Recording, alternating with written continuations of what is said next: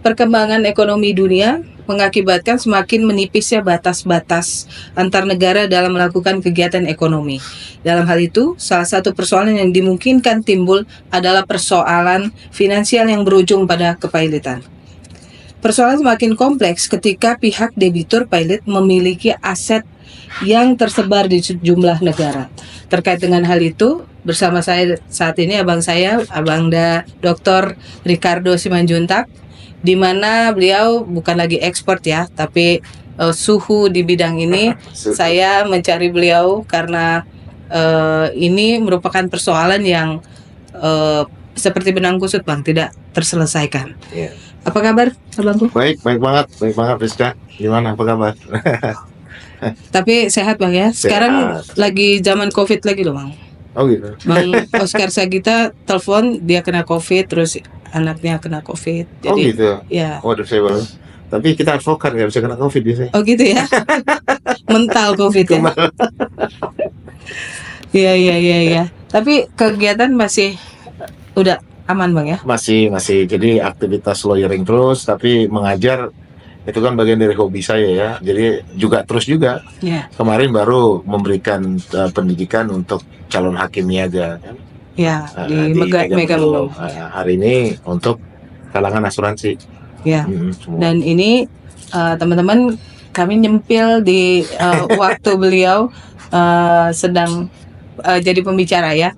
Jadi kami ganggu gugat waktunya beliau ini di seminar. Abang udah tidak membuang waktu banyak. Persoalan terkait dengan cross border insolvency ini kan seperti benang kusut yang kita kurator-kurator kita, bahkan negara kita ini juga kadang-kadang tidak bisa menyelesaikan karena sistem hukum yang berbeda dan sistem penanganan yang berbeda juga. Yeah. Nah, sebelum kita masuk ke pokok persoalan, bagaimana pendapat Abang terkait dengan kondisi dunia bisnis saat ini yang katanya sekarang lagi drop banget nih? Iya, kalau kita lihat memang saya selalu secara bercanda bilang begini, kalau untuk melihat pertumbuhan atau perkembangan investasi satu negara, memang betul bisa kita lihat indikasinya melalui pasar modal, gitu ya.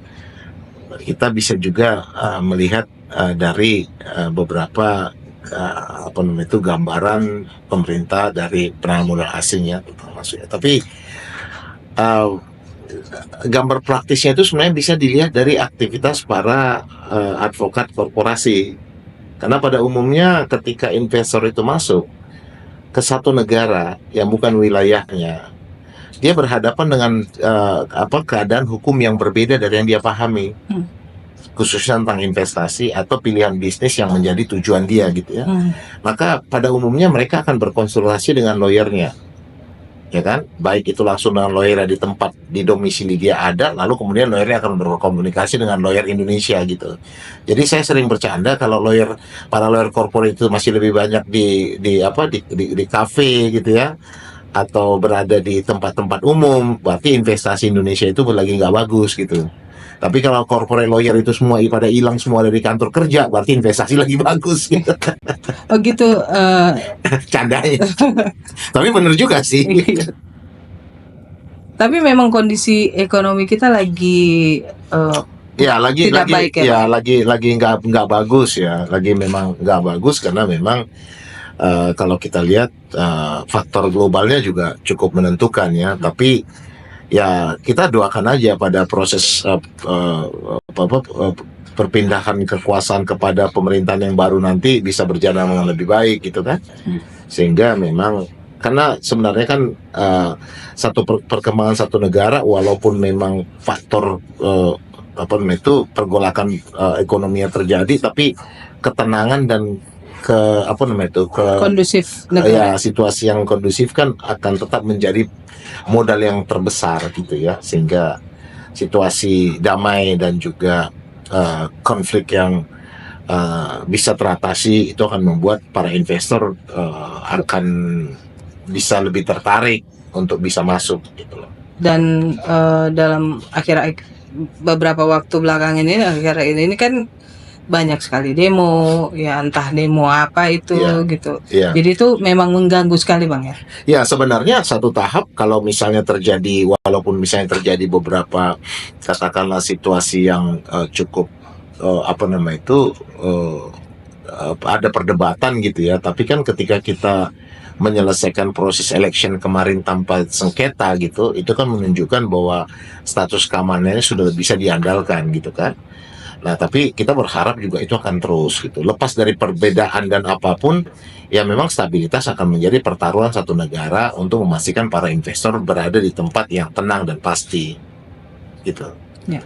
Bang, kita ke pokok persoalan tentang cross border insolvency. Ya. Itu kan jarang sekali kurator-kurator kita bisa misalnya mengambil aset debitur atau siapapun itu dari luar karena perbedaan sistem kan. Nah, menurut Abang sebenarnya apa sih cross border insolvency? Iya, jadi kan kalau kita lihat ini kan masing-masing negara itu kan adalah memiliki kedaulatan. Jadi kedaulatan itu dalam bahasa mudahnya adalah bahwa seluruh aktivitas dan kegiatan yang berada di satu wilayah negara akan diatur oleh negara hukum yang berlaku di negara tersebut, kan kira-kira begitu ya. Jadi kalau seluruh transaksi yang berada di Indonesia ini akan diatur berdasarkan ketentuan hukum Indonesia, kecuali para pihak memang secara spesifik melakukan pilihan terhadap hukum yang berlaku apabila para pihak yang melakukan aktivitas tersebut terdiri dari warga negara yang berbeda atau pelaksanaan dari bisnis tadi dilakukan di dua tempat atau dua negara yang berbeda gitu. Nah, kalau kita lihat memang situasi itu membuat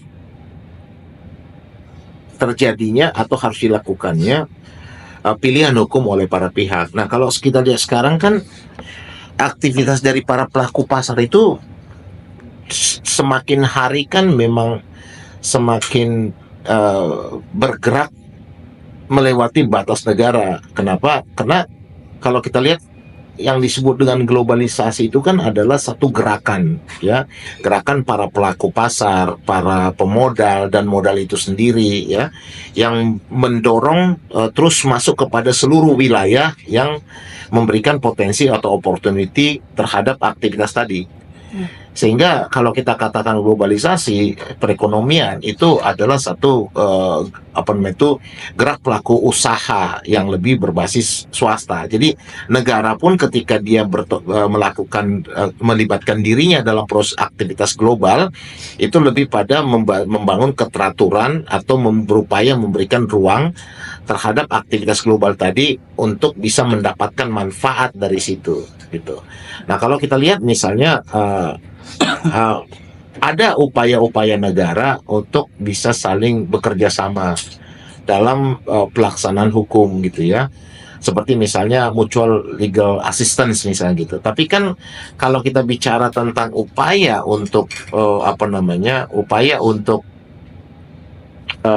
menyeragamkan ketentuan hukum internasional gitu ya, itu kan juga suatu hal yang tidak mudah.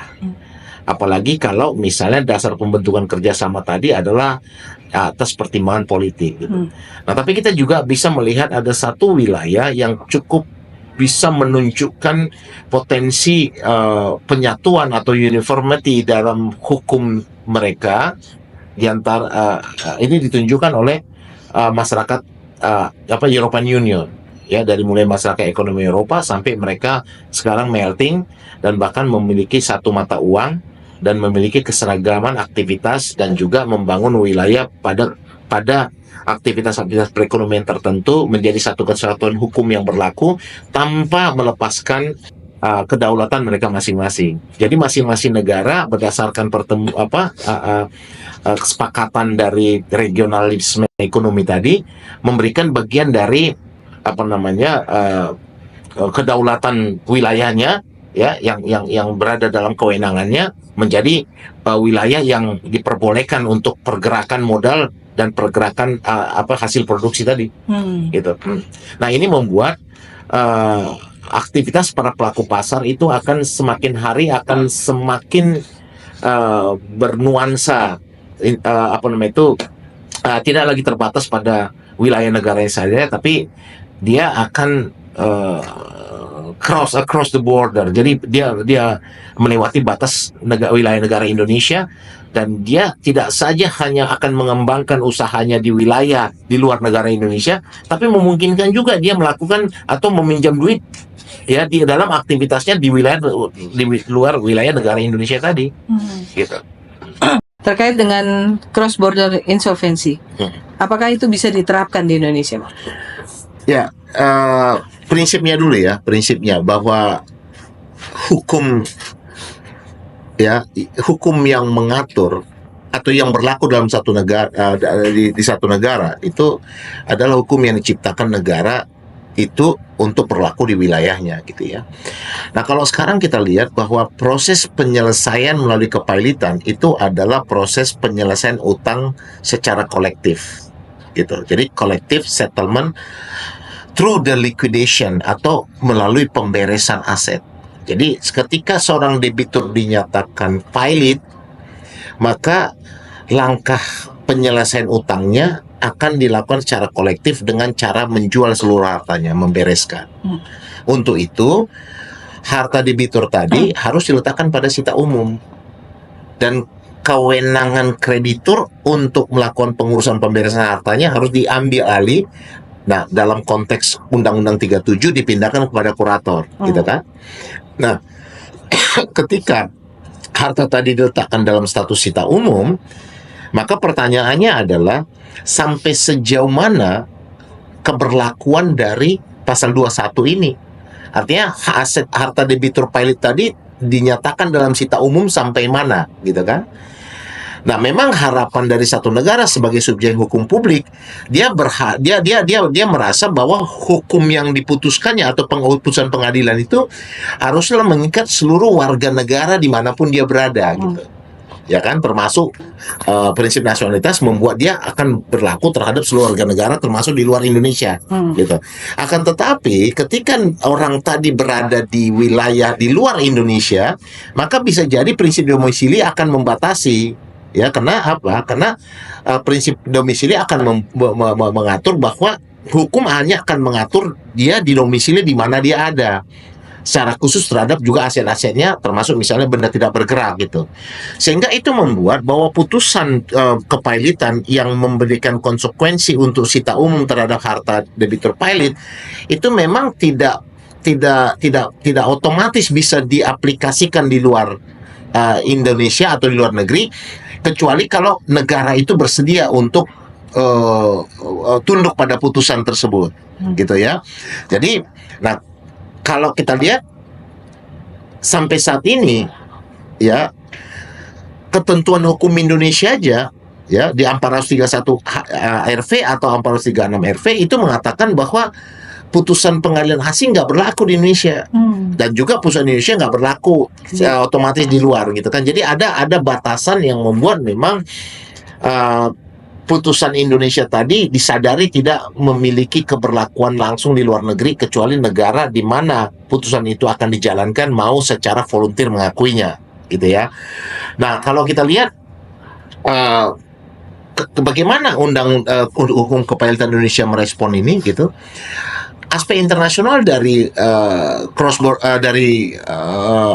hukum kepailitan Indonesia itu diatur pada pasal 212, 213 dan 214. Jadi itu yang saya sebut dengan universalitas pasif. Kenapa? Karena walaupun negara menyadari bahwa universality prinsipal dari putusannya tidak akan bisa berjalan di luar Indonesia, tapi dia tetap mengikat warga negaranya, gitu ya, untuk tunduk pada putusan tadi. Artinya terhadap kreditur konkuren yang tidak memiliki hak istimewa terhadap harta debitur yang berada di Singapura, itu tidak bisa dilakukan lagi oleh kreditur tindakan-tindakan penagihan secara individual, gitu. Jadi artinya ketika seorang debitur pailit kreditur tadi tidak bisa misalnya secara diam-diam pergi ke Singapura pasal 212 lalu dia menggugat debitur tadi di Singapura lalu mengeksekusi hartanya gitu ya. Nah, tindakan itu oleh pasal 212 kalau dilakukan oleh kreditur dan kreditur membawa hasil eksekusinya ke Indonesia, maka kurator bisa meminta itu dan meminta mengembalikan ke modal. Karena prinsipnya adalah kreditur tadi sebagai konkuren dia akan mendapatkan pembayaran pro rata atau proporsional gitu.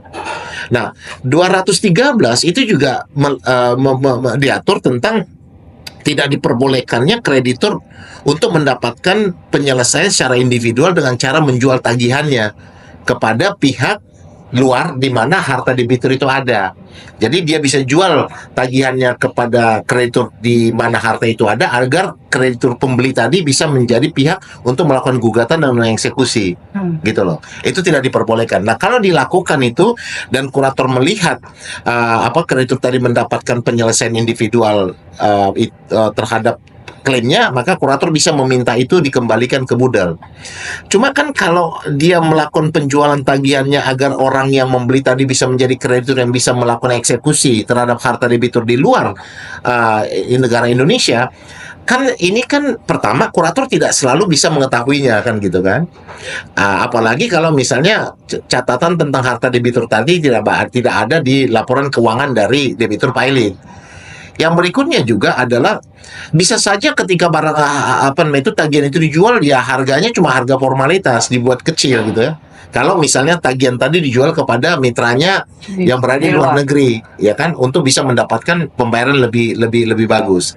Nah, 214 juga tidak memperbolehkan kreditur tadi melakukan upaya untuk mendapatkan pembayaran lebih bagus dengan cara menjual tagihan dia kepada debitur pilot yang berada di Singapura, gitu kan? Misalnya contoh, debitur pilot ini punya ternyata dia kreditur terhadap seorang debitur yang berada di Singapura. Katakanlah dia punya tagihan ke kreditur itu katakan 200 juta gitu kan, katakanlah begitu. Nah, kemudian ada kreditur yang punya tagihan sekitar 1 miliar kepada debitur, dia merasa udah nggak ada harta di debitur, yang 1 miliar ini dia jual kepada kreditur yang ada di Singapura tadi. Ya, debitur yang ada di Singapura tadi. Nah, ketika dia beli itu tagihan, lalu dia set off, sehingga lunaslah utang dia yang sekitar 200 lagi tadi dari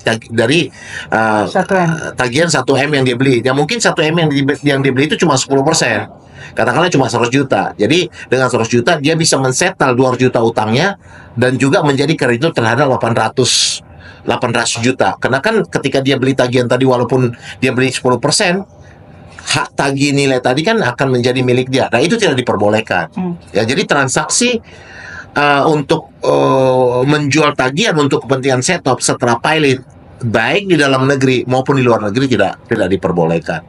Nah, apa yang terjadi bahwa kalau kita katakan dengan tidak adanya kesepakatan antar negara akan tidak memungkinkan putusan pilot itu diaplikasikan di luar Indonesia, itu memang adalah fakta teori gitu kan, yang memang sampai saat ini menjadi satu persoalan yang tidak mudah kita lakukan. Kenapa?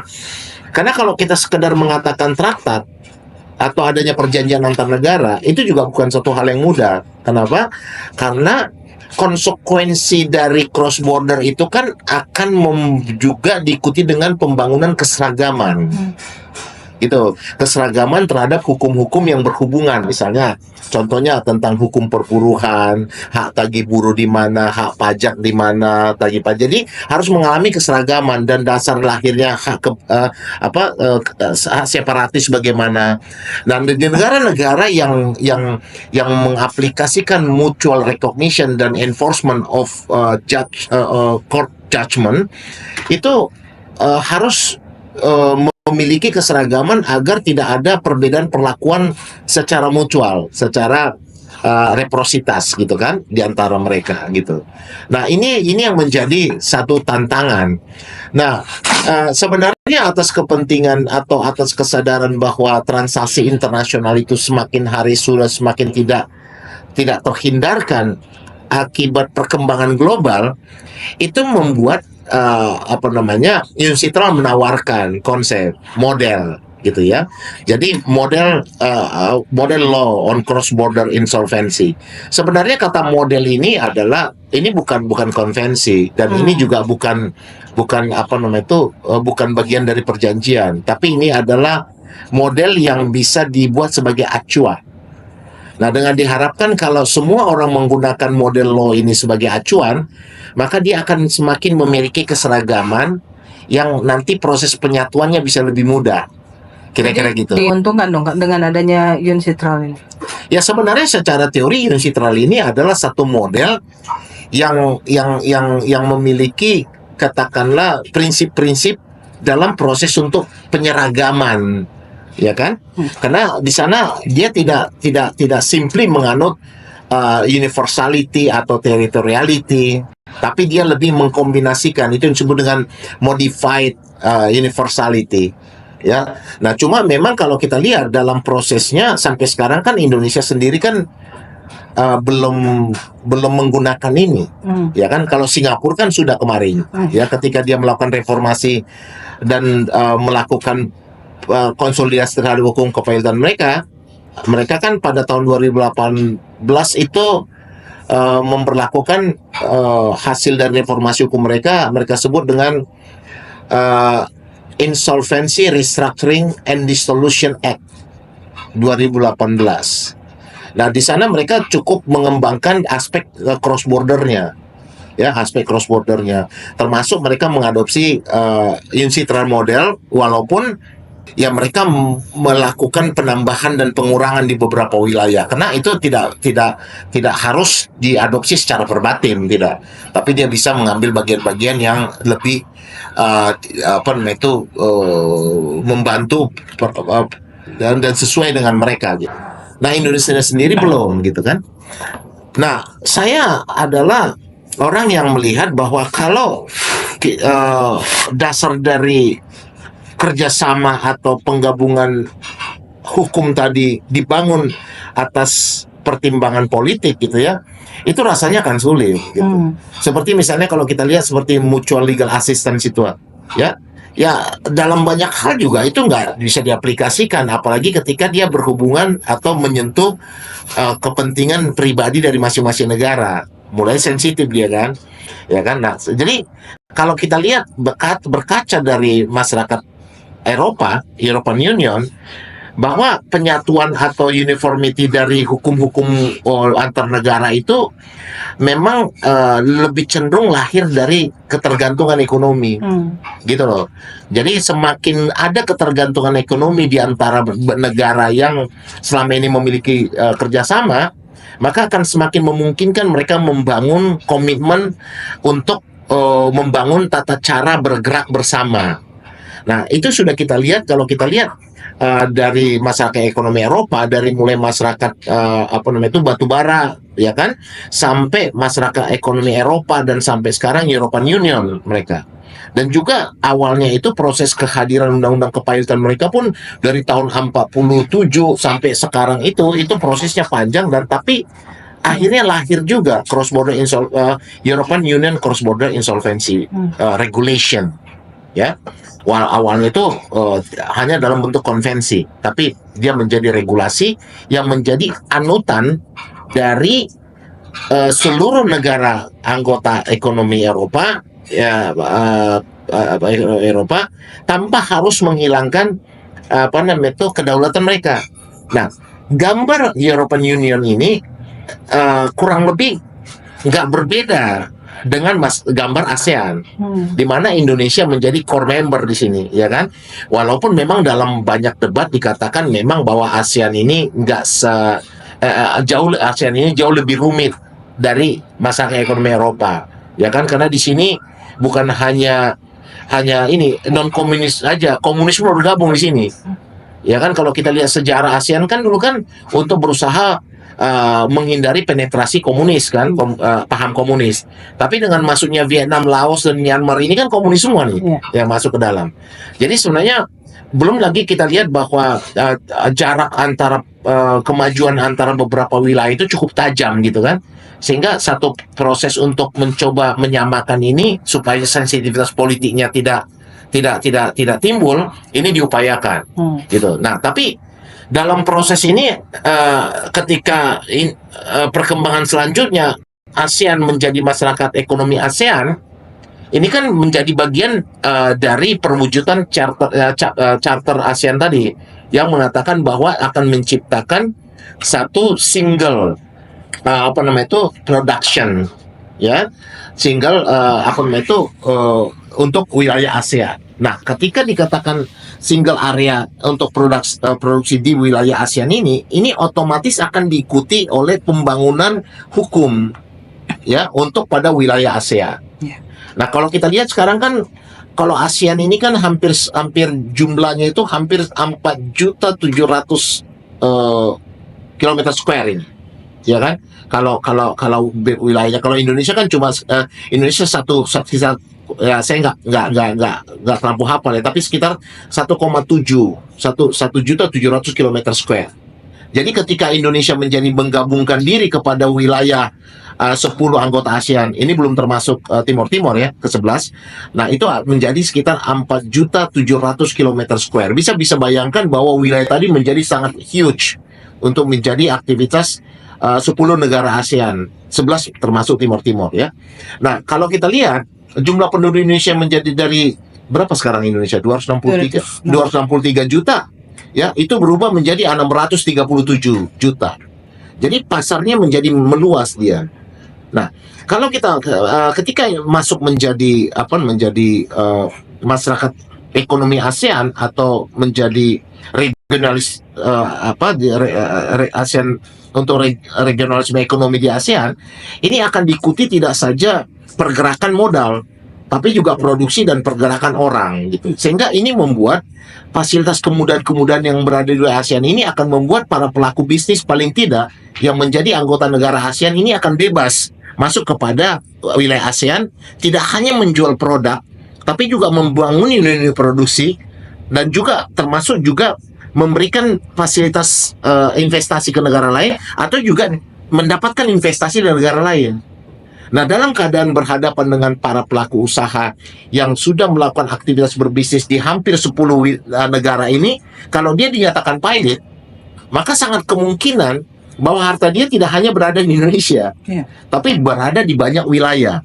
Nah, ini menjadi tantangan yang membuat Indonesia sudah mulai harus segera berpikir, ya, untuk mempersiapkan. Kenapa? Karena kita tidak sekedar mengatakan saya siap untuk menandatangani kesepakatan antar negara untuk cross border. Nggak sekedar itu. Kenapa? Karena ini akan diikuti dengan banyak faktor. Pertama, transparansi peradilan, gitu kan? Ya, kalau kita lihat Singapura itu nomor 1 kalau kita lihat pada ease of doing business, dia nomor 1 ya dalam proses enforcing kontrak. Jadi sistem peradilan mereka sangat terpercaya, gitu kan? Nah, ya kita juga harus membangun diri untuk peradilan kita menjadi terpercaya. Karena antara jarak Singapura dengan Indonesia jauh banget gitu. Ya. Nah, kita juga lihat pada sisi lain juga kualitas manusianya, karena akan terjadi juga free movement of trained professionals gitu. Nah, hal-hal seperti ini membuat bahwa kalau semakin hari pelaku usaha itu tidak lagi berada pada wilayah Indonesia semata. Nah, kalau dia dinyatakan pilot dan harta dia berada di luar Indonesia, bukan saja kurator tidak mampu untuk menjangkau harta itu karena dia berada di luar wilayah Indonesia, tapi kurator juga kesulitan untuk memutuskan bagaimana cara untuk melakukan maksimalisasi nilai aset. Ya kan? Bisa saja misalnya contohnya, kalau seorang kurator diangkat, tugas dia untuk melakukan maksimalisasi aset adalah untuk memutuskan bagaimana cara aset itu dijual. Bisa aja dia misalnya dijual dengan cara retail gitu satu-satu, atau untuk meningkatkan aset dia bisa juga dijual dengan menjadi satu kesatuan aktivitas produksi atau going concern. Nah, kalau misalnya ternyata bisnis ini masih bagus, ya kan, dan dia mau jalankan ini, dia kan butuh modal. Nah, kalau misalnya harta debitur tadi ada di Singapura, dan dia bisa jual harta itu untuk jadi modal untuk bisa memutar ini. Tapi karena dia nggak bisa menyentuh itu, maka dia tidak bisa kan. Jadi otomatis proses untuk pembagiannya menjadi sangat-sangat minim. Kenapa? Karena upaya untuk meningkatkan nilai dari budal tadi tidak bisa dilakukan karena tidak ada modal, dan sementara modal yang bisa diharapkan dari aset debitur dari luar negeri itu dia nggak bisa jangkau. Nah, kalau misalnya kreditur pelaku usaha melihat bahwa kalaupun dia nyatakan pilot, kurator tidak akan mungkin menjangkau hartanya ketika hartanya di luar negeri, maka mereka juga akan masuk pada strategi sebelum pilot mereka pindahin dulu semua ke luar negeri, lalu mereka pilotin gitu.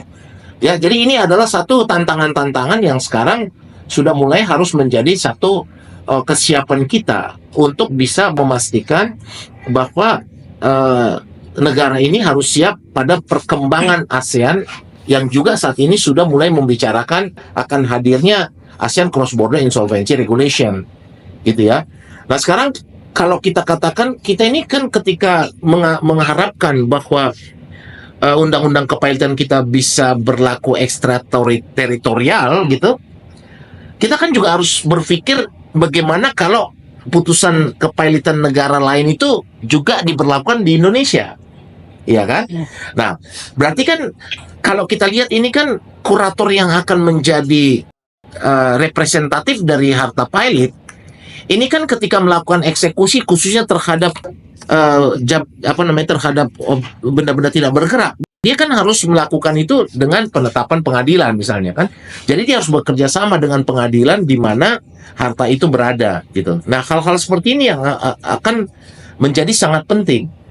Nah sampai sekarang ini belum ada. Nah terus bagaimana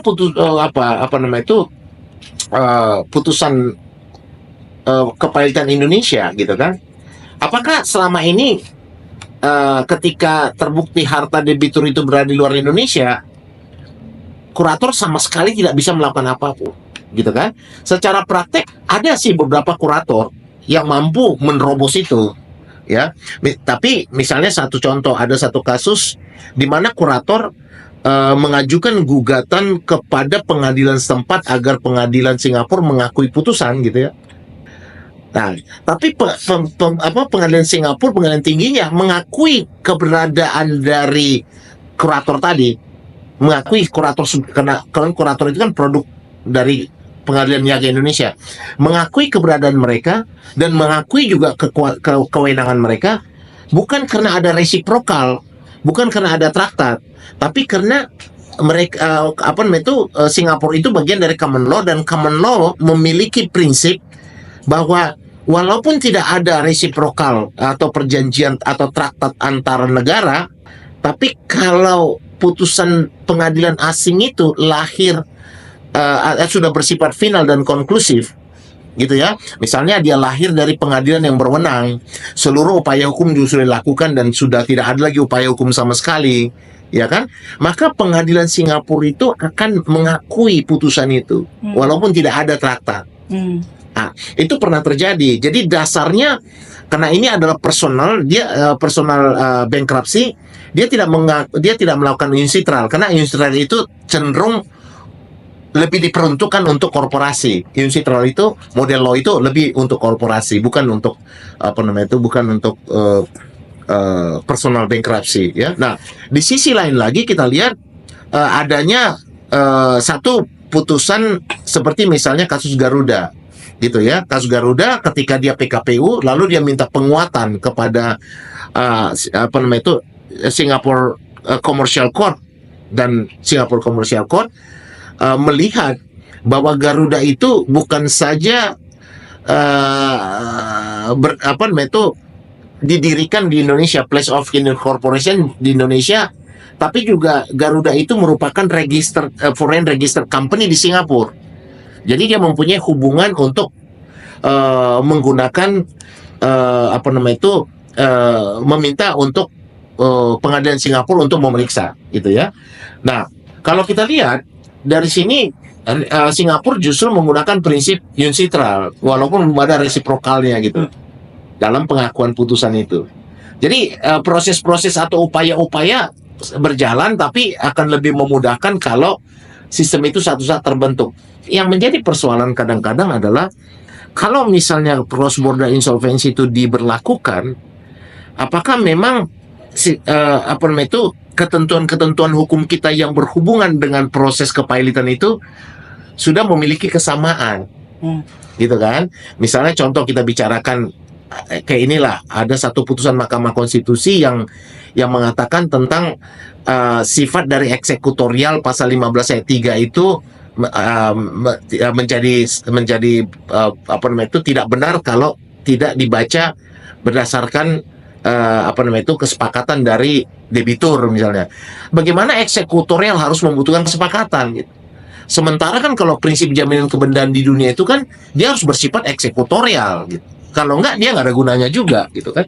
Nah jadi hal-hal keseragaman ini menjadi satu tantangan yang akan mengikut ketika kita menyatakan diri kita siap. Kira-kira. Dari pemaparan abang tadi kan itu ujung-ujungnya itu kan ada di kurator, Bang. Sebenarnya ujung-ujungnya nggak di kurator, karena kurator itu lebih pada profesional yang hanya dapat bergerak jika hukum itu mendukungnya, gitu kan. Kurator itu kan produk pengadilan, gitu ya. Coba bedakan antara kurator dengan likuidator, gitu ya. Kalau misalnya satu perseroan terbatas, dia rups membubarkan PT, lalu mengangkat likuidator, lalu likuidator kan melakukan pengurusan pemberesan terhadap harta kan. Nah, jika perusahaan PT bubar ini punya harta di Singapura dan likuidatornya pergi ke Singapura untuk melakukan pemberesan terhadap harta di Singapura, pengadilan Singapura tidak akan pernah keberatan. Kenapa? Karena likuidator ini datang dari kuasa yang diberikan oleh pemegang saham, bukan putusan pengadilan. Gitu loh. Nah, bedakan dengan kurator yang lahir dari putusan pengadilan. Nah, ketika Singapura tidak mengakui putusan pengadilan niaga Indonesia, maka otomatis produk dari putusan pengadilan niaga tadi pun tidak diakui, sehingga kehadiran kurator tadi bisa jadi tidak diakui. Itu kalau secara formalnya. Tapi dalam perkembangan sudah mulai terjadi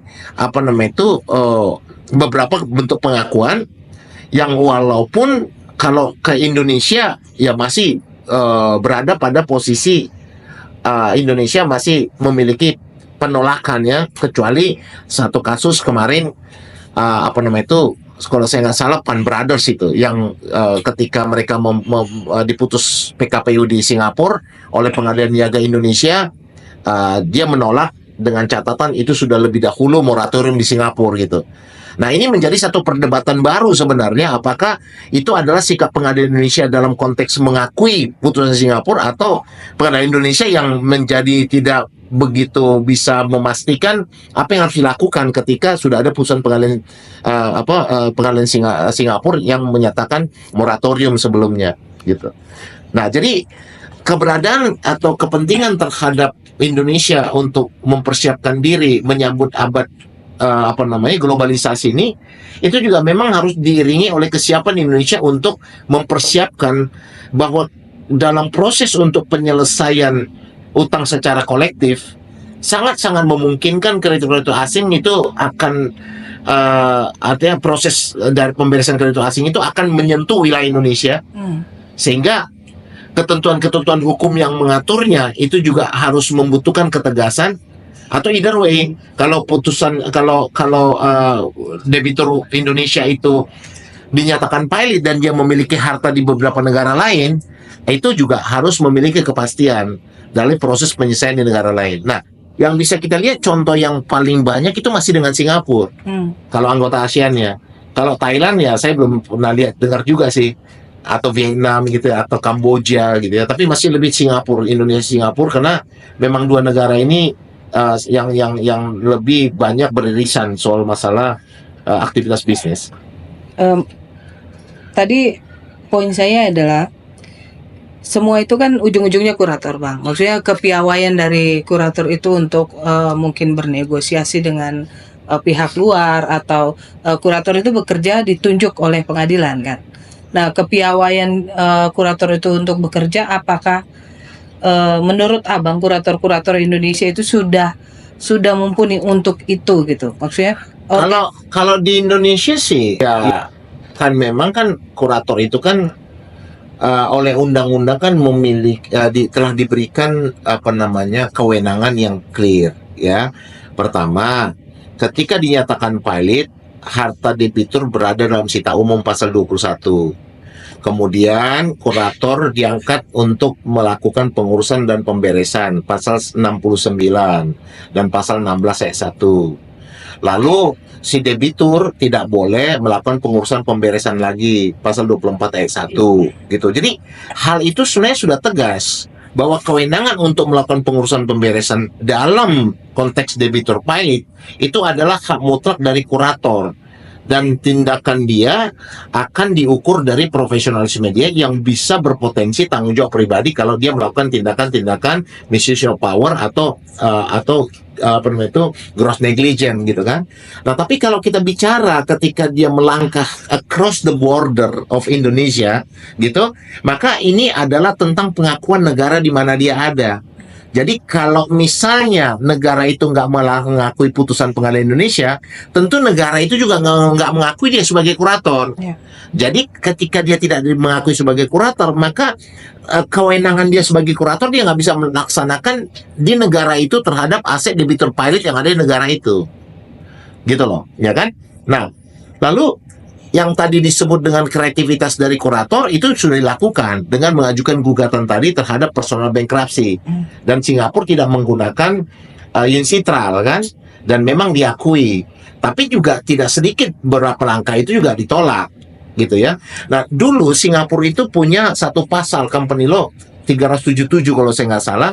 Di sana ketentuan 377 ini menyatakan bahwa seluruh harta harta debitur yang berada di Singapura secara khusus diperuntukkan untuk kredit Singapura. Itu dulu ada. Nah, walaupun sekarang itu pasal itu sepertinya udah dihapus di IRDA, nggak ada lagi pasal itu kan.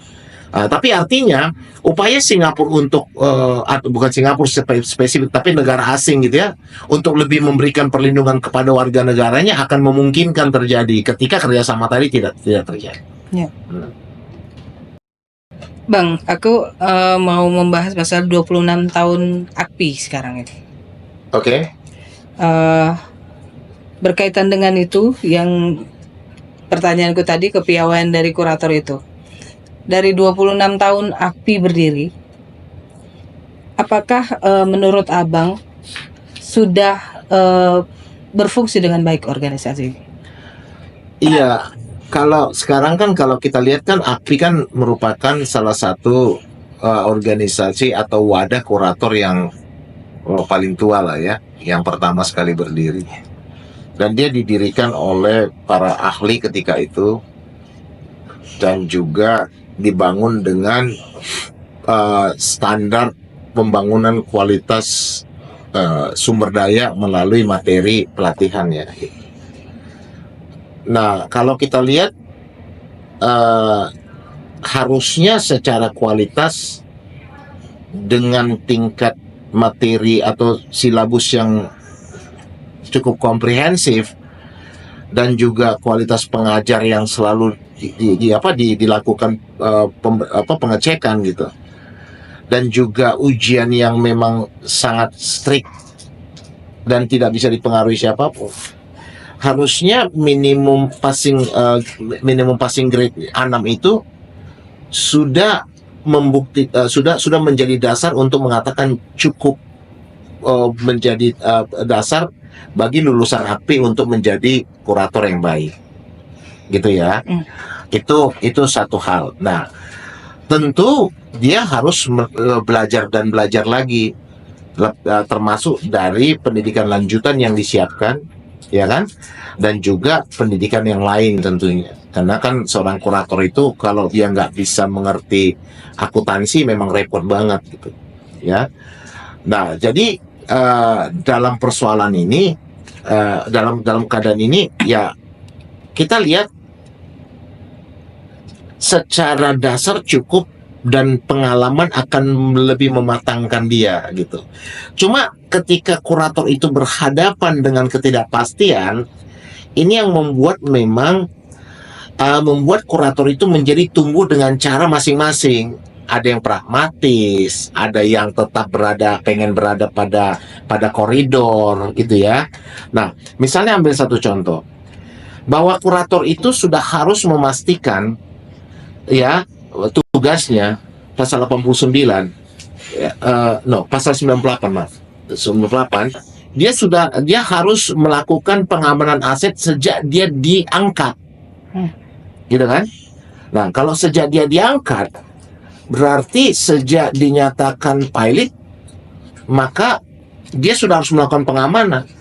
Sementara sita umum itu, kalau berdasarkan pasal 24 ayat 2, itu berlaku sejak 00 ke belakang. Gitu ya. Nah, sekarang kita mau tanya, emang kurator itu baru mulai bisa mengamankan sejak kapan? Kurator itu baru bisa mulai mengamankan sejak dia terima salinan. Sejak dia terima salinan. Berarti kapan kurator menerima salinan? Kurator menerima salinan 3 hari setelah pernyataan pilot. Jadi 4 hari itu memang kurator bisa jadi nggak mengerti. Ya, dia diangkat juga dia nggak tahu. Sementara 4 hari itu semua bisa terjadi. Jadi sampai sekarang kita nggak melihat adanya keresahan terhadap ketentuan pasal 98 ya kan undang-undang kepailitan tanpa memberikan peralatan atau kepastian yang cukup bagi kurator untuk melaksanakannya. Jadi saya bukan mau bela kurator, tapi memang pasal itu. Lalu kemudian pasal 100 mengatakan kurator harus bisa mencatat seluruh harta yang dasarnya dia peroleh dari laporan keuangan. Tapi nggak sedikit debitur pilot ya sampai berbulan-bulan dia nggak bisa mendapatkan laporan keuangan dari debiturnya dan kurator nggak bisa melakukan apapun untuk itu. Ya kan? Minta ke hakim pengawas berdasarkan pasal 31 ayat 3, belum tentu hakim pengawas mau. Ya kan? Minta dibantu sama jurusita, nggak ada jalurnya. Minta hiseling sampai sekarang nggak ada gitu loh. Jadi kurator hanya berada pada posisi ya paling kalau lapor polisi ya juga polisi juga tidak terlalu bisa melihat apakah tidak diserahkannya laporan keuangan itu bisa disebut dengan tindak pidana. Jadi nggak ada ukuran yang bisa memaksa sehingga pada akhirnya ya kurator ya kalau misalnya dia nggak punya effort tertentu ya dia jadi pragmatis saja. Jadi nggak sedikit, apalagi kalau itu dari Mahkamah Agung. Jadi Mahkamah Agung memutuskan 60 hari, oke? 60 hari sejak dia terima salinan. Setelah itu dia kan harus mengembalikan segera ke pengadilan niaga. Lalu para pihak kan harus sudah dapat 3 hari setelah putusan. Ya kadang-kadang putusan itu bisa berbulan-bulan para pihak belum terima. Lah bisa bayangkan aja 3 hari aja gunung dipindahin, apalagi berbulan-bulan. Jadi sering kadang-kadang kurator bisa menerima pengangkatan atas putusan pilot yang telah diputus di Mahkamah Agung, di mana putusan tadi sudah lama terjadi, tapi dia baru menerima salinan untuk sesuatu yang sudah lama pilot, sehingga dia tidak bisa lagi memastikan apakah harta tadi harta tadi masih ada apa enggak. Lalu kemudian kita juga enggak memiliki pengertian yang clear tentang apa itu pilot dan apa itu insolvent, ya kan? Kalau kita lihat ya, pilot itu kan presume insolvent. Nah, kalau dia dinyatakan pilot, maka dia memiliki kewenangan mengajukan proposal perdamaian 144. Kalau dia nggak ngajukan atau ngajukan ditolak, maka dia insolvent 178. Sama, kalau orang mengajukan PKPU, PKPU-nya ditolak, berarti dia insolvent 289. Tapi kalau PKPU-nya diterima, dihomologasi, lalu dia nggak bisa melaksanakan janjinya dalam homologasi, lalu perjanjian perdamaian dibatalkan, maka dia insolvent, ya 291. Tapi undang-undang kepailitan bilang pilot, ya kan? Walaupun penjelasan 292 mengatakan pilot itu dimasuk insolvent, tapi kata pilot. Nah, ketika dia sebutkan kata pilot, orang langsung memasukkan kembali dia pada status pilot yang dimasuk pada 291. Sehingga orang yang tadi udah insolvent tadi diajukan lagi perdamaian ke 144. Iya kan? Karena menggunakan kata pilot gitu loh. Nah, harusnya ada kejelasan bahwa insolvensi itu adalah satu posisi akhir yang penyelesaiannya tidak adalah melakukan penyelesaian dengan menjual seluruh harta. Jadi ketika dia sudah insolvent, ya dia nggak bisa lagi mengajukan perdamaian, gitu loh. Nah, kadang-kadang kita bingung kalau misalnya perusahaannya insolvent, katanya dia bisa mengajukan perdamaian. Saya nggak tahu dasar hukumnya apa. Tapi kalau kita tanya, bagaimana kalau ternyata perusahaan yang dinyatakan insolvent tadi, ya kan, hartanya semua dijual, kemudian hasil penjualan itu ternyata cukup untuk membayar utangnya dan masih ada surplus. Apakah perusahaan insolvent ini setelah pemberesan selesai, apakah dia harus dibubarkan? Ya kan, kenapa? Karena kalau perusahaan itu insolvent akibat insolvent, maka berdasarkan pasal 142 ayat 1E Undang-Undang PT, itu dia dinyatakan bubar. Nah, tapi proses likuidasi atau proses pemberesan perusahaan yang dinyatakan bubar akibat insolvensi itu dilakukan berdasarkan undang-undang kepailitan. Berarti kan ketika dia insolvent kan kurator kan harus membereskannya dulu. Oke, setelah dia lakukan membereskan dan utang dibayar, ternyata masih ada lebih, masih surplus, gitu kan? Atau mungkin dia surplus, kenapa? Karena investor masuk. Karena di dalamnya dia memiliki kandungan dia memiliki harta yang cukup banyak atau dia memiliki future value yang teruji, yang cukup bagus gitu. Nah, utangnya semua terbayar. Nah, kalau semua utangnya terbayar pada saat pemberesan selesai di 202, apakah memang demi hukum tindakan selesainya tadi harus ditindaklanjuti dengan likuidasi yang dimasukkan pada pasal 142 ayat 2A Undang-Undang PT? Harusnya tidak. Kenapa? Karena pilihan apakah dia akan bubar dan tidak bubar ketika dia sudah menyelesaikan utang kepada krediturnya, itu adalah terletak pada si debitur tadi. Nah, kalau dia misalnya ternyata sudah melunasi utangnya, harusnya terbuka bagi dia untuk rehabilitasi. Pakai pasal 215, sepanjang dia bisa buktikan semua utangnya sudah dilunasi, gitu. Nah, sampai sekarang ini nggak ada gambarnya, tapi orang lebih melihat adanya gambar perusahaan insolvent yang bisa mengajukan perdamaian kembali, sementara dasar hukumnya nggak ada. Ya kan? Jadi sekarang nggak sedikit perusahaan-perusahaan pilot ya di Indonesia yang udah insolvent nih, yang sudah dibereskan gitu, itu kurator menyelesaikan lalu memberikan dokumen aja, dan mereka nggak jelas apakah memang mereka bubar atau enggak. Bahkan masih ada yang berbisnis, padahal sebenarnya sudah insolvent. Dan oleh undang-undang PT sebenarnya secara hukum dia sudah bubar, gitu loh. Jadi ini kan harus ditertibkan ini, gitu ya. Apalagi kalau kita lihat nanti seperti misalnya debitur pertambangan yang berbasis izin kan nggak bisa diperjualbelikan, gitu ya. Nah, hal-hal seperti ini yang kita lihat di mana perusahaan pertambangan yang sudah insolvent masih aja juga terus bisa beraktivitas dan izinnya nggak dicabut, gitu. Nah, ini kan menjadi satu pertanyaan. Lah, kalau memang ternyata aset yang ada itu cukup banyak dan mampu membayar, ya rehabilitasi. Supaya apa? Supaya dengan direhabilitasi, status bubarnya bisa menjadi berhenti dan dia kembali hidup seperti entitas normal gitu. Hal-hal seperti ini memang harus dirapikan. Jadi kalau kita lihat kecenderungan yang terjadi, kalau kita katakan apakah sudah melakukan secara maksimal, ya memang dari sisi pendidikan kita sudah melakukan secara maksimal dan juga pelaksanaan kode etik kita lebih strict sih, walaupun memang ya sebaiknya harus ada satu ketentuan yang berlaku pada semua supaya ada keseragaman dalam proses pelaksanaan kode etik gitu. Tiga organisasi itu. Jadi kita harapkan memang Kementerian Hukum dan HAM menawarkan satu model atau satu format yang mungkin akan bisa diaplikasikan dengan kualitas yang sama yang bisa diaplikasikan gitu ya. Supaya apa?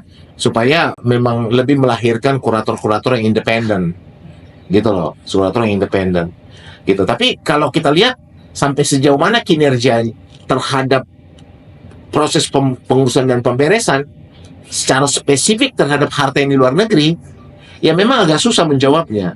Ya kan, karena sampai sekarang pun tidak ada dasar bagi negara asing untuk harus mengakui kurator yang ditunjuk oleh pengadilan Indonesia. Either way, kalau misalnya perusahaan dinyatakan pilot di Singapura atau di Hong Kong juga diangkat kuratornya datang ke Indonesia, seperti dalam kasus Asia Pulp and Paper, Indonesia juga nggak mengakui administrator yang diangkat ketika Asia Pulp and Paper dinyatakan moratorium ketika itu. Pas ke Indonesia dia juga nggak diakui. Kenapa? Karena dia lahir dari foreign judgment, ya, yang berbeda dengan yang tidak ada di Indonesia gitu. Jadi harapan Abang untuk AKPI yang sekarang usianya 26 tahun itu apa, Bang? Iya, harapan ya memang usia 26 tahun itu udah matang ya. Jadi saya selalu mengagumi AKPI karena dia dibangun oleh para senior yang memiliki ilmu yang sangat baik dengan kerendahan hati juga ya. Kalau kita lihat seperti almarhum Pak Fred, ya kan, Ibu Kartini Mulyadi, Ibu Eliana, Pak Johansa, itu banyak orang-orang yang tingkat kecerdasannya sangat-sangat mengagumkan, tapi juga dia mempunyai pribadi yang juga sangat mengagumkan gitu kan. Nah, mereka lah orang-orang yang ikut membangun itu dan juga mengajari kita untuk bisa meneruskan gitu kan. Nah, jadi memang kita harap bahwa kalau sebagai asosiasi profesi, maka dia harus memiliki ketajaman dalam memberikan kontribusi pengembangan hukum, khususnya dalam proses kepailitan dan juga restrukturisasi gitu. Nah, jadi dia tidak hanya melakukannya atas dasar persyaratan aja, tapi memang atas pemahaman tentang pentingnya pertumbuhan kemampuan. Jadi kalau seperti sekarang ini kan anggota-anggota dari AKPI itu ada di 5 wilayah Indonesia, ya kan? Ada di Medan, ada di Surabaya, ada di Semarang, ada di Makassar, ada di Jakarta. Dan walaupun nggak ada pengalian niaga, di Bandung banyak juga, gitu kan?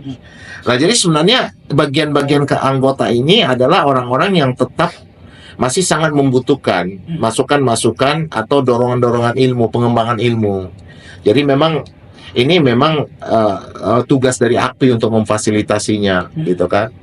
Nah, lalu kemudian juga AKPI harus membangun kekuatan hubungan antar lembaganya.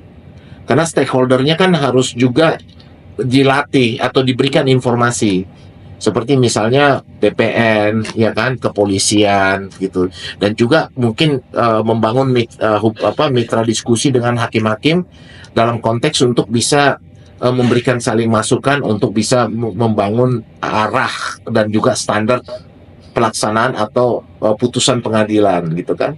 Nah, hal-hal seperti itu sebenarnya menjadi harapan kita terhadap AKPI. Kenapa? Karena AKPI juga tumbuh bersamaan dengan hadirnya pengadilan niaga. Jadi harusnya tidak menjadi saingan dari para hakim, tapi harusnya menjadi mitra berpikir hakim. Nah, untuk itu dibutuhkan kurator-kurator yang memiliki ketajaman, tidak hanya ilmu, tapi juga ketajaman moral baik gitu ya, untuk melakukan pekerjaannya. Jadi, tapi kembali ya, ini saya nggak tahu harus memulai dari mana gitu ya, tapi saya berharap itu akan lebih clear nanti apabila revisi undang-undang kepailitan ini bisa menghasilkan hal yang lebih clear gitu. Jadi bahwa kurator itu dia merupakan bagian terpenting selain dari proses pemutusan perkara. Kan ketika pengadilan niaga memutus perkara, maka kan kepastian keadilan dan efisiensi atau pelaksanaan dari putusan ini kan berada di tangan kurator, gitu kan? Jadi kalau kuratornya tidak memiliki apapun selain keberanian pribadi, ini kan sulit. Ya, jadi ketentuan tentang waktu, jadi harus sama-sama juga memiliki kedisiplinan tentang ketundukan pada waktu. Juga harus juga jelas tentang ketentuan waktu juga yang diatur dalam undang-undang, gitu ya.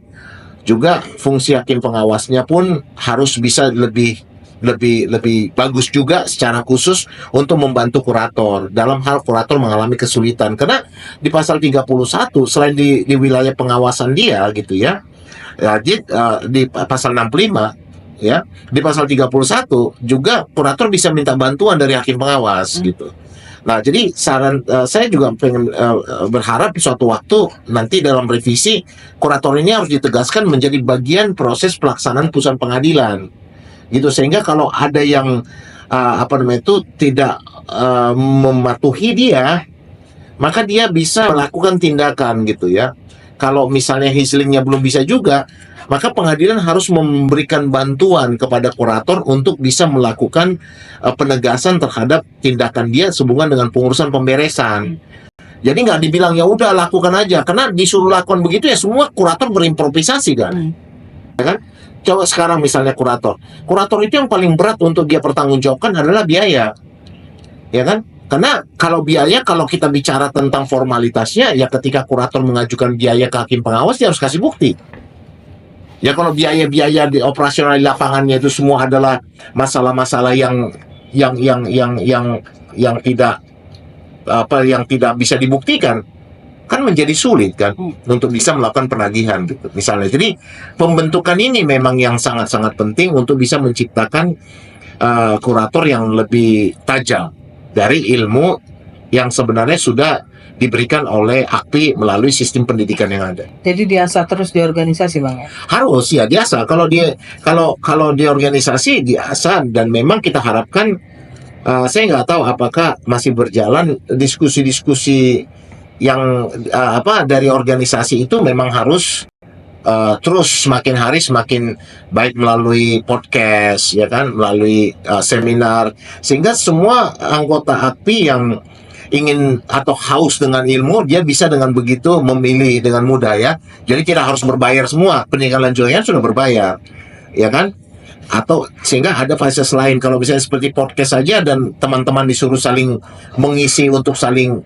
memberikan masukan kan sebenarnya tidak terlalu mahal juga gitu, dan atau membuat diskusi yang lebih lebih terbuka gitu ya untuk aktivitas ini, itu kan akan membuat para kurator memiliki media untuk bisa lebih menajamkan dirinya. Tapi kalau dari sisi pendidikan saya pikir ya AKPI sudah melakukan memiliki kurikulum dan juga pola pendidikan yang ya saya lihat sangat baik, dan juga sistem penilaian juga yang sangat baik gitu. Nah, tinggal memang bagaimana kombinasi antara kecerdasan tadi dan juga moralitas dan juga sistem peradilan dan juga undang-undangnya. Kalau ini saling mendukung, maka upaya untuk menciptakan kurator-kurator yang lebih tajam ya itu akan bisa kita harapkan terjadi. Nah, secara khusus kalau kita bicara tentang cross border aspek, ya kembali tadi ya kan, kalau sekarang ini kan hanya kreativitas masih. Tapi kalau secara hukum ya memang jawabannya sangat simpel. Putusan itu nggak berlaku di Singapura, nggak berlaku di Malaysia, gitu kan? Satu-satunya cara adalah oleh pasal 212, 213, 214 yang mengatakan bahwa para kreditur Indonesia nggak boleh melakukan individual collection atau penagihan secara individual keluar Indonesia, ya kan? Ketika dia merupakan kreditur konkuren, di mana kalau dia lakukan maka kurator akan mengambil kebutuhan. Kalau kurator tahu, kalau kurator nggak tahu, juga nggak bisa ngapa-ngapain. Jadi di 26 tahun selain harapan tadi bahwa kurator juga bisa mengasah ilmunya, terus kepiawaiannya, tajamnya tadi Abang bilang di organisasi, apalagi Bang? Karena AKPI ini kan seperti gadis cantik ya, udah 26 tahun tuh lagi lucu-lucunya kan gitu. Ya kembali ya, kalau kita lihat kan memang adalah tugas kita untuk meletakkan undang-undang kepailitan secara benar di pasar. Jadi kadang-kadang kan ada orang bilang bahwa undang-undang kepailitan ini cuma undang-undang untuk menagih aja, alat pressing gitu kan. Sebenarnya kalau kita lihat dalam pengertian sebenarnya dari undang-undang kepailitan, ini adalah undang-undang yang menegaskan bahwa kalau orang berutang dan utang itu jatuh tempo wajib bayar. Jadi ini adalah kepastian untuk melunasi utang ketika jatuh tempo dan dapat ditagih. Itu juga diatur dalam pasal 1763 Perdata. Jadi konsekuensi dari kontrak 1338 dan juga 1763 Perdata itu membuat atau mewajibkan debitur untuk membayar utang ketika jatuh tempo dan dapat ditagih, gitu kan? Nah, kalau utang itu telah jatuh tempo dan dapat ditagih, lalu debitur nggak bayar, maka kan hanya ada dua kemungkinan pada debitur tadi. Dia hanya mengalami persoalan keuangan atau diduga insolvent, atau dia tukang kemplang. Cuma itu. Nah, yang sedang ditekankan dalam proses utang harus dibayar akan memberikan akibat positif kepada pelaksanaan dari good governance. Jadi orang kalau mau berbisnis harus memiliki kehati-hatian dan juga memiliki manajemen risiko yang bagus. Karena kalau dia bablas, dia nggak mampu membayar utang, maka dia akan kemungkinan dia beresiko untuk dipailitin. Jadi dalam jangka panjangnya dia akan melahirkan pelaku-pelaku usaha yang berusaha secara berhati-hati dan juga memiliki manajemen risiko yang kuat, ya kan, sebagai dasar untuk memastikan agar dia tidak gagal dalam melunasi utang ketika utang jatuh tempo dan dapat ditagih. Kalau di Indonesia ini kan jadi pengusaha kan enak banget. Dia bisa ngutang, ya kan? Dan dia bisa menjanjikan apapun, tapi ketika jatuh tempo dia menciptakan banyak alasan. Ya kan? Lalu orang bilang di Indonesia ini aneh katanya. Kalau tagihan sama dengan tagihan kecil aja perusahaan sehat bisa dipailitin. Ya, menurut saya sih pertanyaannya harus dibalikin. Masa perusahaan sehat nggak bisa bayar utang kecil? Ya, jadi jangan ditarik pada sisi bagaimana untuk bisa kabur gitu loh. Ya, kalau misalnya debitur itu memiliki utang, udah jatuh tempo dan dapat ditagih, dan dia tidak membayar, dia bukan saja akan merugikan krediturnya, tapi dia juga bisa membuat krediturnya sakit. Jadi dia kayak penyakit COVID, dia menular dia. Ya kan, karena kreditur tadi mau gunakan uang itu untuk membayar utangnya. Ketika dia nggak bayar, otomatis kan dia juga nggak bisa membayar. Sehingga ini bisa menjadi semacam snowball effect ini untuk membuat ekonomi menjadi tidak pasti. Jadi ketika orang mengatakan mana yang akan kita pilih, ya kan, debitur harus bayar utang atau debitur untuk sudah insolvent dulu baru wajib bayar utang? Ini kan pertanyaannya, ya kan? Makanya saya nggak begitu paham ketika orang bilang bahwa insolvency test menjadi dasar untuk kepailitan. Selain dari prosesnya sulit, ya kan, ini menggeser kepastian melunasi utang jatuh tempo menjadi perdebatan akuntansi, gitu loh, ya. Jadi saya melihat penyelesaian itu adalah ketika jatuh tempo dan dapat ditagih dan itu sudah tidak dipersoalkan, dia harus melunasi. Otherwise, dia meminta kepada krediturnya untuk bisa mendapatkan waktu pembayaran baik melalui skema rescheduling ataupun restrukturisasi. Gitu. Nah, hal seperti ini saya pikir yang oleh undang-undang atau peraturan harus lebih dibangun dengan cara yang benar, sehingga kurator-kurator yang dididik tadi juga ya yang kurator baik tuh, nggak frustrasi gitu loh. Ya saya sejujurnya saya dua periode menjadi ketua umum Asosiasi Kurator dan Pengurus Indonesia. Ya sejak 2009 saya udah nggak mau lagi jadi kurator, tapi saya nggak mau mendiscourage. Ini bukan soal benar dan salah, ini hanya pilihan saya. Karena saya merasa jadi kurator itu nggak aman, ya kan? Karena begitu saja harta itu bisa hilang, begitu saja debitur bisa menolak, tapi perlindungan terhadap kurator hampir tidak ada. Nah, ada yang lebih siap, ada yang lebih berani, ya bagus. Ya, ini bukan soal berani dan tidak berani, ini soal masalah patut dan tidak patut. Jadi sehingga ya ketika saya melihat bahwa kepastiannya belum ada, saya nggak mengambil saya tidak menjalankan profesi yang saya miliki tadi. Saya lebih fokus pada lawyering gitu. Ya.